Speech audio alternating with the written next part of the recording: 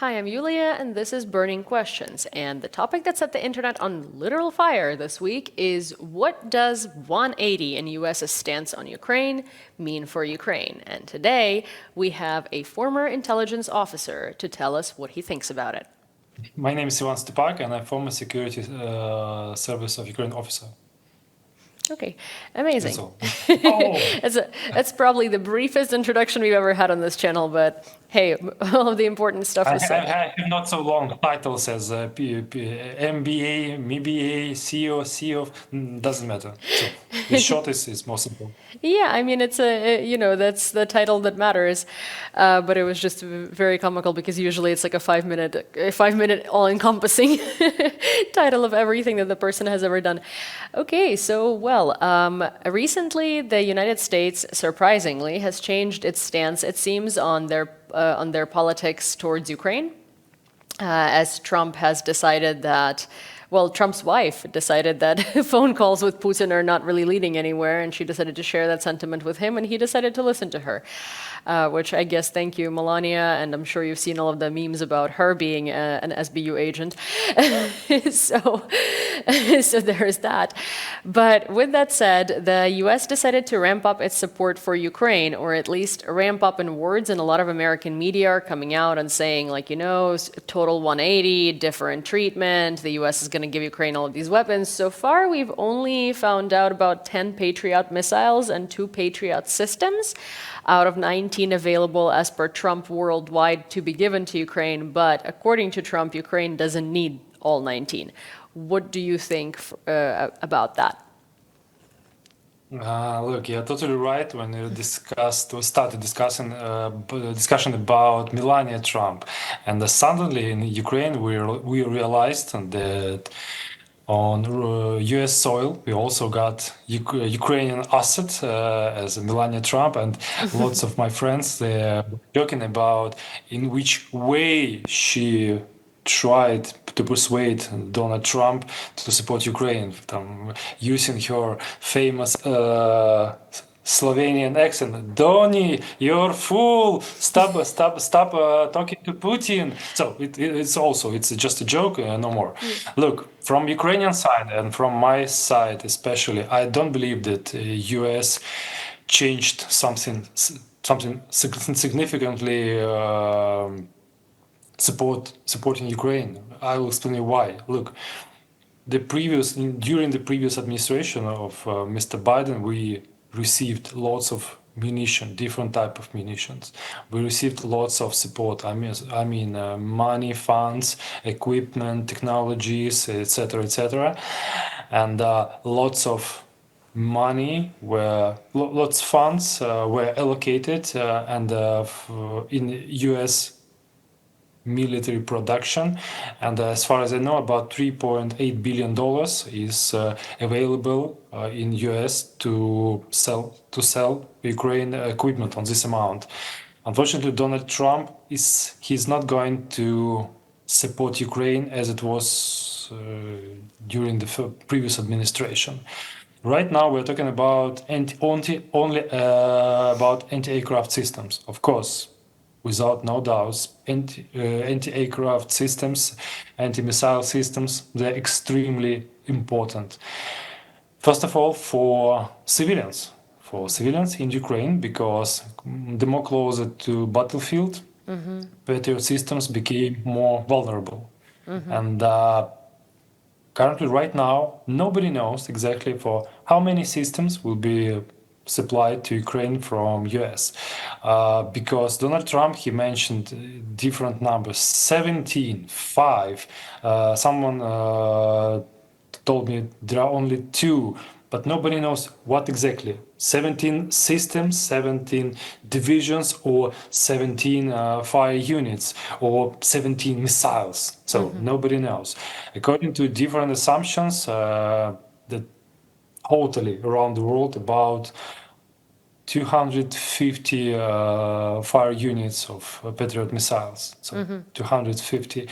Someone told me that the whole number of divisions of Patriot systems is up to 90. 90, yeah, 90. but exactly nobody knows how many we will receive and in which period of time. During this month or during September or during this year, nobody knows. It could be there in about a week, 2 weeks max. 2 to 3 weeks, maybe 2 3 weeks. But from my side, during the next 50 days, maybe we will get the first Patriots. But here's the one good news for me. Look, now we've got the trajectory of how we should deal with U.S. administration, with especially Donald Trump. Of course, we will not be supplied with different equipment free of charge Yeah. because we do understand. It's a bad news, but the good one, we could buy it.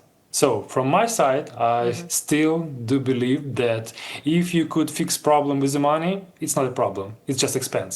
So we have only one problem: find the money. Find the money, and you could buy military equipment. But here's one more question: how many military equipment we could buy from US? What kind of equipment will be allowed by current US administration to resell or to resend to Ukraine? For example, Patriot missiles, of course, you could buy it. But what about cruise missiles to attack Russian territory far beyond front line? No, no, no. You are prohibited to use or to buy these kind of missiles. So nobody knows. Well, Germany is supposedly giving us some very long-range missiles that they believe are going to be crucial and detrimental, and we can use without restrictions. So that's an interesting But development. no. Look about the Germany. Germany won't supply Ukraine with own produced cruise missiles which are called Taurus missiles. And here is the one funny thing. The Germans, they state that the operative range of these missiles is about 500 kilometers. But I have a conversation with a friend of mine. He is from Germany, and he have some connections with the military producers. And he told me, look, the German producers, they deliberately decreased the operative range of these missiles, not to be angry with US producers. He explained me in this way: the real operative range of these missiles is about 1,000 kilometers, so almost equal to US Tomahawk missiles. So it was some kind of concession from a German side in previous years.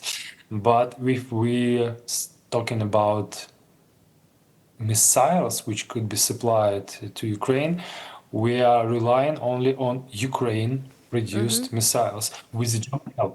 So I still do believe that German is, and I definitely know that German is helping Ukraine to ramp up our own production of these missiles.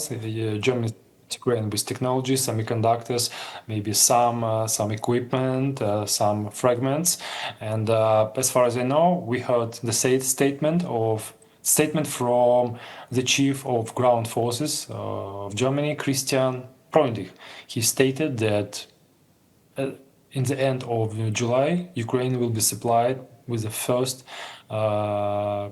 produced missiles, and we could see during the next weeks first launches of Ukrainian ballistic and the cruise missiles toward Russia Federation. Oh, that's a very big development, actually. I mean, Ukraine has been working with Rheinmetall for a little while as well, right?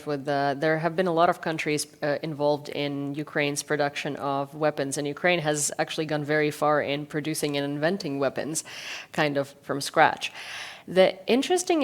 While we're not so back to Trump, right? One of the things that I'm curious to hear your opinion on, because what I'm seeing this shift in rhetoric doing is Russia is kind of getting worried. Because before this, right, Trump would talk to Putin, Putin would sweet talk him, Trump would hang up the phone, nothing would be said, Trump would be talking about how nice and sweet and amazing Putin is and how much he wants peace, right? And now the rhetoric has changed, and in my opinion, it did influence Russia and it did give them a bit of jitters, because what I'm seeing coming out from Russia is now Russian politicians freaking out and encouraging the US to continue forcing Ukraine into negotiations with Russia, which basically means to continue forcing Ukraine to just surrender to Russia, right?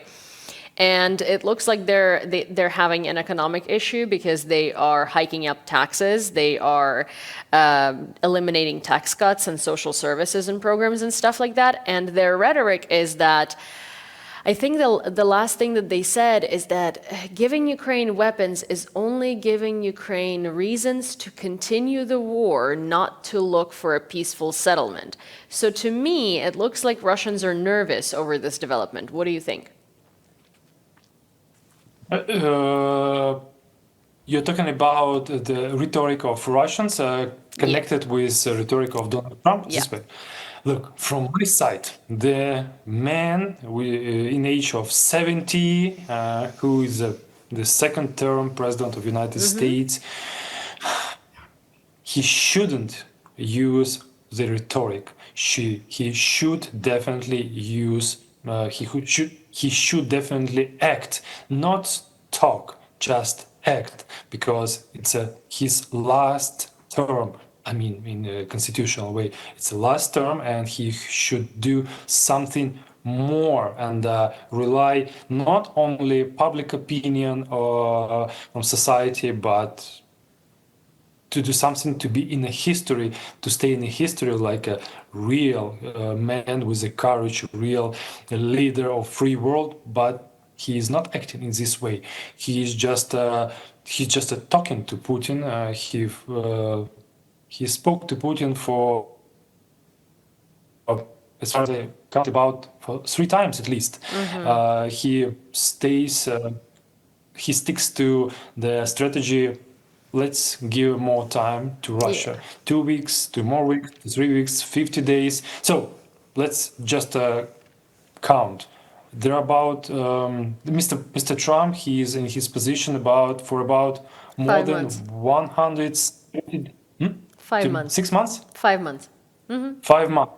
So during this period, he had done nothing towards Russia Federation. No sanction, no extra supplies of weapon to Ukraine, nothing. So what he had done, he reduces tension on Russia. I mean, sanction tension. This week, I saw news statements from Department of State, and about dozen of employees from Department of State, they were fired, and these employees, they were responsible for controlling sanctions imposed on Russia, and etc., etc. So I think I see the trajectory. US is releasing sanctions on Russia, definitely. Well, the U.S., I mean, they have done that for a while now, right? I do want to point it out to the audience that the Trump administration has been firing a lot of essential employees, including people who regulate traffic at airports, for instance, and I mean air traffic. Like Newark Airport had terrible delays and a lot of really horrible stuff happening. People stuck on the tarmac for like 5+ hours because there were 3 air traffic controllers instead of 14, I believe. So there is a lot happening in the administration in terms of all of the essential jobs that monitor a lot of important things, not just Ukraine. But yeah, inadvertently, even if the effect is not planned to aid Russia, it does, of course. Because obviously, if you eliminate people from if you eliminate people from jobs as such as like making sure that the sanctions are working and they're implemented correctly, and if you eliminate people that monitor war crimes, which they have done as well, if you also defund universities that translate Ukrainian literature and do all of these things, you know, Russian propaganda and Russia's ability to maneuver around the sanctions really does gain a new momentum. What do you think the United States would have to do at the moment for the help and for the shift to actually be significant and change something? Let's make a bit clear. to change in which direction, in which sphere, in relation with Ukraine, in relation with European partners, in relation with Russia or China, because lots of directions. In relation with Ukraine being able to combat Russia and defend itself from Russia. It's a tricky question. Of course, we would like to have US as a biggest ally of Ukraine, but we have to be interesting for United States. We have to understand it. We have to propose something. Our proposals should be much more interested for US politicians, for US business, and I think only from this point, US administration could shift its opinion toward Ukraine, and maybe will increase the number of supplied ammunition. First of all, we signed how it's called, rare earth materials, this Rare earth deal, minerals, yeah. and it was a great deal. Yeah, it was a great deal, but unfortunately, it was forgotten by U.S. administration. Now, no talks about this at all. I do understand until the war is lasting, so no extraction rare materials from Ukrainian soil couldn't be done. Of course, we understand. The good idea is to buy directly weapons from US stockpiles. It's a good idea because money, it's a substance which is very important for Donald Trump and his administration, especially because we could see lots of gold in his Oval Office. Just for today, I saw not footage, pictures from Oval Office during previous administration and during current administration.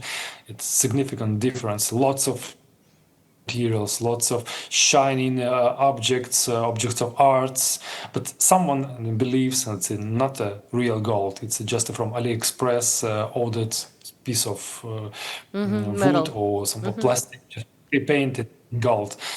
But gold, it's a great method for Trump, and we should propose as much more gold as it even possible. Well, yeah, he does like his shiny objects, and he does like deals and profits. However, he's had like 6 bankruptcies or 7 at this point, and America is heading to be the 8th one. But there was also another interesting moment that I would be very curious to hear your opinion on. So China said that they cannot afford to have Russia lose the war in Ukraine. How would you comment that? Okay. From my side, I do believe that not US, China definitely don't like to get Russia to be defeated, and from my side, the situation should leave on the current battle line, and it would be great for China because withdrawing Russia from these occupied territories definitely means that Russia defeated, definitely means that China also has been defeated, and I think the freezing battlefield would be great both for China and for Russia, and unfortunately also for Ukraine as well, because we have lots of problems with mobilization. We have lots of problems with supplying Ukrainian armed forces on the battlefield, problems with anti-aircraft systems, with electronic warfare, with aircrafts, with producing of different munition, rounds, artillery shells, etc., etc. And unfortunately, sooner or later, we have to stop this war. And unfortunately, with maybe 99% of possibility, we will freeze the line on the current battlefield. Do you think, so there were, obviously in the beginning of the full-scale invasion, a couple of years ago, there was lots of talk of returning Crimea and returning to Ukraine's 1991 borders. Do you think that's still the objective of the current Ukrainian administration, and do you think it's still a possibility?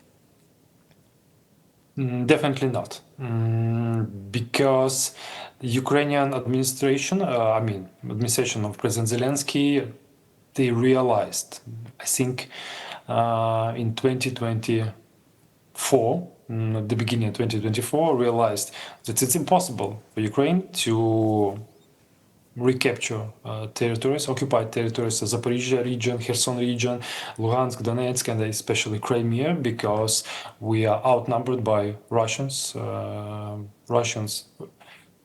The approximate number of Russian troops concentrated around the Ukraine, about 600,000. It's an incredible number of individuals, and the Russian mobilization campaign is going well because Russia proposing money for signing contracts. Just for you to understand how big amount of money is proposed for Russian soldiers to sign the contract. The regular payment, the monthly payment, is equal to about $2,500 per month. Just to mention, $2,500 per month for residents, for men from Omsk region, I don't know, Voronezh region, where the average salary payment is about $500. So incredible numbers. And the one more, the one-time paid amount of money is equal. It depends on region, of course, but the biggest amount of money which was proposed for signing contract in rubles, converted in dollars, it was equal to $60,000. Incredible number of money, and people are still would like to join the Russian army. Do they actually pay those out? Because in a lot of cases, it seems like. I understand your logic. I heard lots of I heard lots of cases from Russian side that lots of men who signed contracts, they were frauded, money weren't paid, but in generally money are paid. Generally, they receive what they were promised. But here's the trap: you've got your money, you were sent on in a training camp or on a battlefield, and here's a very ironic thing: you're not able to spend this money because there is nothing around you. I'm in a grocery store, or I don't know, you're not able to buy a new car because you're on a battlefield. And the main idea for you is how to stay alive. Of course, you've got your relatives, your wife, your kids, they will get your money, but you're not able to spend your money. Well, yeah. So let me make this clear. Do you think that returning Crimea and the regions that Russia has occupied to Ukraine ever is impossible in general, or? No, it's impossible. It's impossible right now. I mean, in 2025, in 2026, but maybe during next 10 years, to maybe 20 years, we will be able to get back this territory. But here's also tricky question. Look, I spoke to some of my friends from Germany, as I mentioned before, and they described me the situation in Germany. The Western Germany, the Eastern Germany. We know this history when this Berlin Wall was collapsed, destroyed. Sorry, and Germany united again. It was great, but my German friends, they explained me, look, even 30 years after the reunion of Germany, we still have problems in Germany. We do have lots of people who are with their mindset, they have mindset of Soviet Union. Yeah. Unfortunately, they are living eastern part of Germany. And my friend, she is a journalist from Germany. He told me, look, this year I've been to. She named me the place where she'd been in eastern Germany, and he told me it was really scary place. Why? Why it was scary? Because lots of people, I was surrounded. I realized them not Germans. I realized they're from Soviet Union. Of course, it sounds like a weird things, but she told me the first idea was just to get back to my home because it's not our people, and predicts we will have lots of problem while reunion with eastern parts, because lots of people who are staying there, they are not Ukrainians. Lots of people were killed, I mean Ukrainian peoples, by Russians, and they were replaced by Russians from Vladivostok, from Omsk, from Novosibirsk, Oh and yeah. they're definitely Russians. Yeah, well, Russia does do that, and I do know this bit about Germany. You can even look at the election map in Germany, the most recent one, and you can see that it's two countries in one. It's very divided. There are lots of Russlanddeutsche, as what they call Russian Germans, which are the people that are quite literally Soviet, and then a lot of German Germans that have lived next to their Russian German neighbors who have the Soviet mindset, and from the there is a lot of people still that are like that were kids, or let's say were 20 or were 15 when the Berlin Wall fell, so it's they're in their 50s, 60s. This is not like old people, this is main electorate of the country, basically. So it's yeah, it's going to be a journey. Deprogramming people from Russian propaganda and Soviet propaganda has always been a journey, and I don't think that Germany or anyone else has been taking it nearly as seriously as the world is taking it today, realizing that Russia is responsible for 60% of information operations around the world. And that's if we're being this is not a very generous number. That's kind of like trying to be hyper realistic. But yeah, well, do you have any conclusive statements that you would like to make, or anything that you think that our audience should hear? Because I think that you've answered all of my questions for today. Uh, my statement. Look, this war is not just for Ukraine. The Russia pose the threat to whole the world, to whole Europe. You have to understand. Sooner or later, Russia will start new offensive operation against Europe. I'm not stating it will happen during this year or next year. Sooner or later, it could be. It depends on strategy. It depends on objects, and all, of course. It definitely couldn't be compared with the current size of Russian operation in Ukraine. It could be something very small, very tiny. For example, using hundred of equipped, trained, motivated Russian special operatives. They would like to capture small city somewhere in Estonia or somewhere in Finland, just to show the rest of the world we are able to do what we want, and you are not able to do anything to stop from Russian offensive operation. Thank you. I really hope that this also answers a lot of the questions that our audience might have. I really tried to sort of get in the mix of most popular things that I see online that people are confused about, and having an international super spy answer them might be a very a very good opportunity. Thank you so much, and thank you for coming to this channel again. Thank you so much. Pleasure. Thank you so much. Thank you. Thank you. Well, I hope this conversation was as interesting and productive for you as it was for me, because I certainly learned a lot, and I do appreciate these conversations because they shed so much light on so many subjects. So please do subscribe to this channel, turn on all of your notifications, send this video to a friend, give it a like, and of course, tell me what you think in the comments below. See you next time.